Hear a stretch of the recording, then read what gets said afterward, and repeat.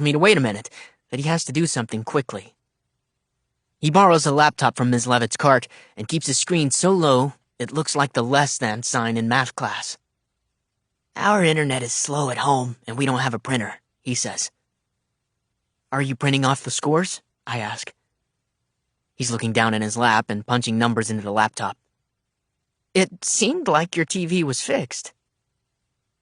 He looks up and says, "Oh, yeah, no, this is different." He points to the laptop but doesn't raise the screen. "It's something for my mom. It's kind of a surprise." He slides his hands into the keyboard, slouches down to look in, presses a couple of buttons, then closes it and heads to the back of the room. Ray is walking back from the printer, holding papers, and I reach out and tap her arm. "Hey," I say, "I have something for Vera." I dig in my book bag and pull out the next 2 graphic novels in the Real Friends series. "She can return them to me whenever," I say. Ray smiles and takes the books. "I'll give them to her at lunch." Then she shows me the papers she's holding. "I'll be out of here soon." "You typed your non-apology letters?" I say. "That's official." "It is," she says. "I'm very officially not sorry, and I very officially have a lot to say about each incident." I smile and imagine all the not bad words she used to share her side of the story. The printer in the back of the room spits out 2 pages for Oliver, then starts beeping. "That means the paper drawer is empty," Ms. Levitt calls. "I can refill it." Oliver checks the papers in his hands. "This is all I need," he says. Then he folds them and puts them in his pocket. Ray waves her letters in the air toward Ms. Levitt and says, "I wrote the letters.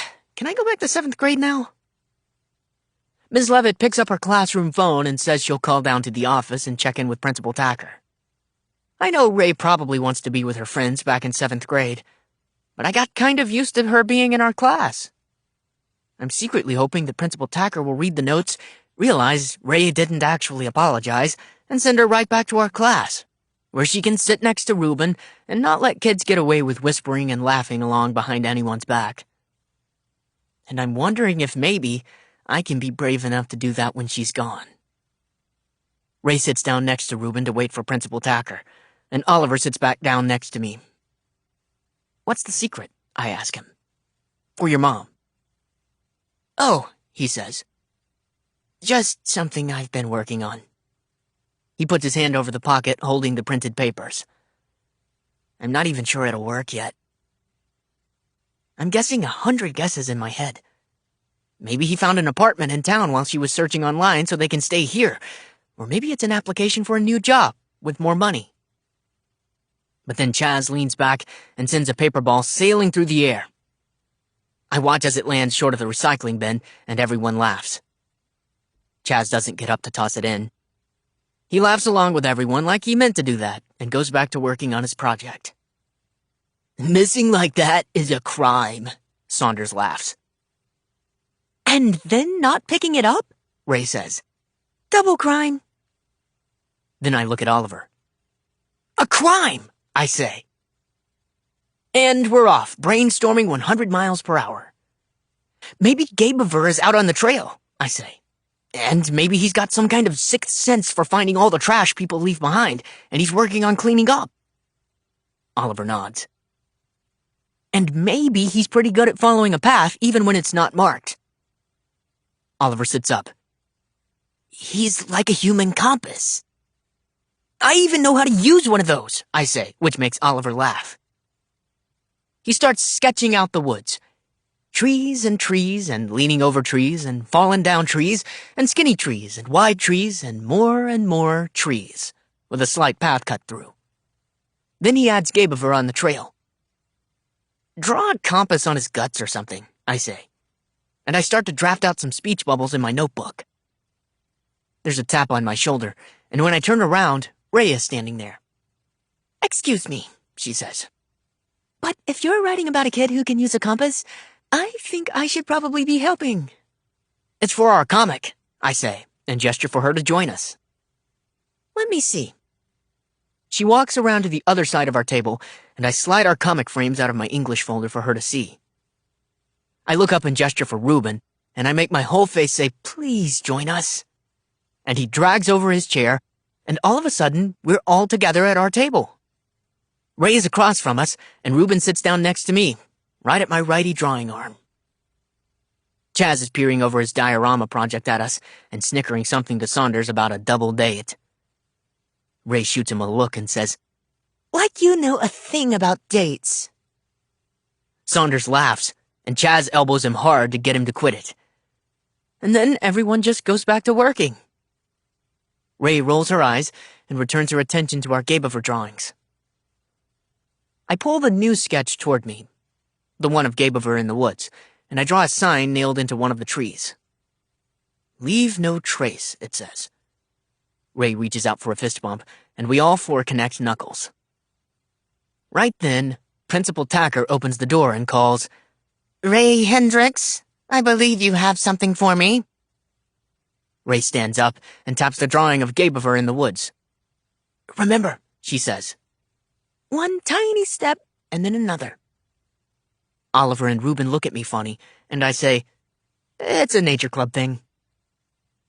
Ray waves by and follows Principal Tacker out the door, leaving us three sitting in a row with Gabeover spread out across the table. Reuben tears a page from his notebook and starts writing. Then he slides the paper to the middle so we can all see.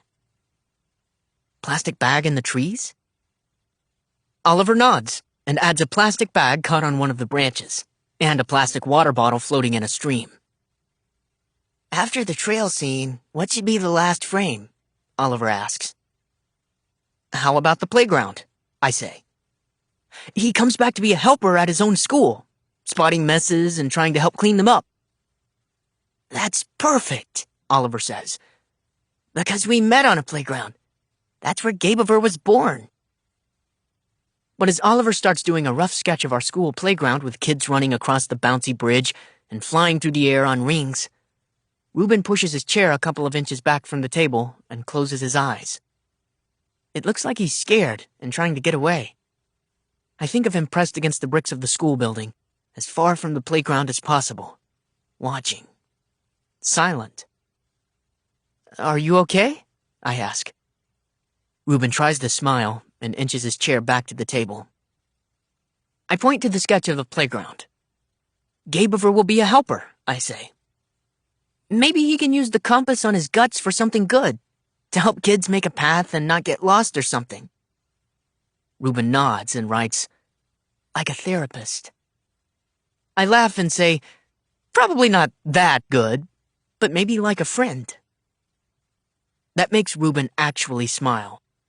And at first, Oliver glances down to his shoes, but then he reaches over and taps the word therapist and raises his eyebrows into a question.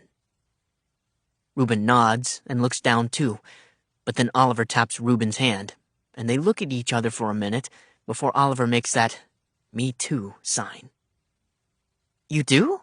I ask. "I didn't know." He nods and says, "We all went together when my dad left. Then Mom got busy and my sister stopped, but I just kind of kept on." He looks down again and rolls the colored pencil between his fingers. And I can't help it, but I throw my arm around Oliver's shoulders, because I'm thinking that's major cool points, to ask someone to help you wade through all the stuff we carry in our guts. When Ms. Levitt says to start packing up our things, Oliver stacks all our comic frames in order, with the last unfinished sketches on the top. Then he puts them all neatly in my English folder. "You should take them home tonight," I say, handing him the drawings, "so you can finish the last sketches. Then I'll draft the speech and thought bubbles and add them on tomorrow." I start packing up the colored pencils. "And then we'll color them in and be ready for Wednesday," I say. But Oliver shakes his head and says, "No, you better take it, just in case." He hands the drawings back to me. "In case what?" "I don't know," he says. "In case I forget it or something." "It's okay," I say, holding out all the frames of our comic. "I trust you." Oliver exhales a deep breath and puts everything in his English folder and tucks it into his book bag. In the rest of our classes, We all sit together and work a little on the comics beneath our table. Reuben sits with us in the lunchroom, too, and when I get up for another carton of milk, Chaz spots Oliver and Reuben huddled over the drawings. He scoffs and laughs and says to Oliver, "Are you guys best friends now?" I'm on my way back and just close enough to hear him. But before I can say anything, Oliver turns around and says, "No." And I'm pretty sure I see him edge just the tiniest inch away from Reuben. Chaz laughs and says, "Oh, I see. He's just buzzing around you like a little clingy bug. Roachy Reuben." Saunders nearly spits out his milk, which makes everyone at their table laugh even harder. And then Reuben stands up and gives Chaz a glare. "Ooh," Chaz says. "You're really cutting me with that look." He grabs his heart and pretends to stumble backward, but then Reuben takes a step forward, and I can tell he really wants to give Chaz a shove while he's off balance like that, sending him sprawling across the gross lunchroom floor. And I wish he would. I wish he'd give him a big shove and send him flying across his table, taking all his friends and his friends' lunches with him. But I remember Knox's voice. He extra caring. And I know that Reuben won't do it. He won't give Chaz the shove he deserves. If Ray were here, I know what she'd do. She'd swat Chaz away and tell him that for someone so advanced and gifted, he ought to know that roaches don't even buzz. Then she'd squash his stupid little laughs like a bug beneath her sneaker. She'd squash Oliver, too. Because his no caused all this. It caused Chaz's laughs and Saunders' milk spray, which set everyone else off. It caused Roachy Reuben. And I'm thinking that's what Mr. Jasper was talking about when he said you have to keep your head up and look 3 steps out in front of you, because if you don't, it's easy to lose your way. And when you do stray off course, you have to stop and backtrack to the last place you were sure about. And I'm thinking back and back to what's a teeter without a totter, and flying down Oliver's basement stairs. I'm thinking about my best friend, and how I know his heart is a steady compass, and he just needs to pick his head up and look 3 steps out in front of him. He needs to be brave enough to change his path. We both do.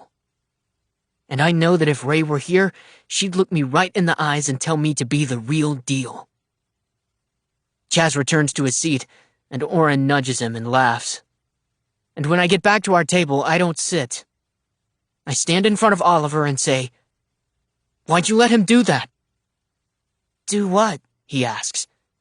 "Make fun of Reuben," I say. "I didn't tell him to make fun of Reuben," he says. He looks over at Chaz's table, and I can see his shoulders drop. "I didn't," he says. "But you let him."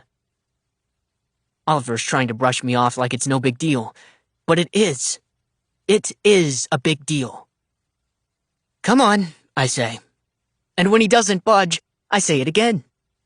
"Come on," and gesture for him to get up. "Where are we going?" he asks, but I just keep motioning for him to get up and walk with me.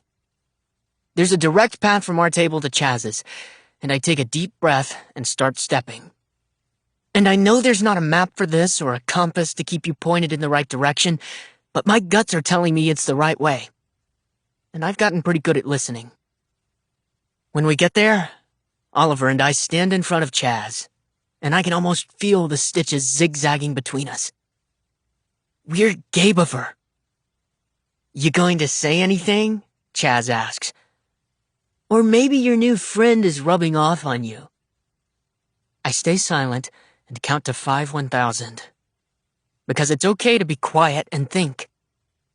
Oliver shifts a little next to me, but then he settles his weight back onto both of his basketball sneakers and stands tall. Then I look Chaz in the eyes and ask, "Why do you make fun of Reuben for not talking?" "What do you mean?" Chaz says. Then he looks around his table and lets out a little laugh. Oliver inches closer to me, and I can feel our stitches tighten. And now it's Chaz's turn to be quiet. Everyone at his table is looking at him and waiting, and he just kind of shrugs like, whatever. So we stand and wait. And I get to 10,000 before I realize I'm trying to answer the same question. Why have we let it happen? Why have we laughed along? And I think I know the answer. Because it's what we've always done. We've made up stories and names and whispered behind his back and followed each other since before he even got here. We took a tiny step off course, and another tiny step, until we looked up and realized we'd ignored our compass. We'd lost our way. Reuben walks over and stands next to us on my right side. So now we're standing shoulder to shoulder to shoulder. And even though no one is saying anything, I'm imagining there are big, fat thought bubbles rising above our heads, full of text, and leaking into the next frame, wondering why we've ever made jokes or laughed along, and how we can stop it. And I'm thinking maybe, if we were quieter like this sometimes, we might be able to listen better. To each other, and to our guts. Principal Tacker claps her hands to get everyone's attention for dismissal to recess and afternoon classes, and I lean toward Chaz and say, I think we could probably quit it. Quit making fun. And I think right now, this might be the realest deal version of me. Chaz doesn't say anything. Neither do Saunders and Oren or any of the other kids in our class. We all just spend a silent moment together before Principal Tacker gestures for our tables to stand up and begin filing out the side door to the playground for recess. We all do a three-way fist bump, and then Oliver rushes to the basketball court. And Reuben stands against the wall of the school like usual. And instead of finding a dry patch of ground to sit on, I take a spot right next to Reuben on the wall and look out to see what he sees. The whole playground. Every piece of equipment, all the fields, the courts, around the whole gazebo, and down the entire line of swings. I hear the echo of Oliver's dribbling against the bricks behind me. Bam, bam, bam. And if I lean back like Reuben, I can feel the vibrations of it in my chest.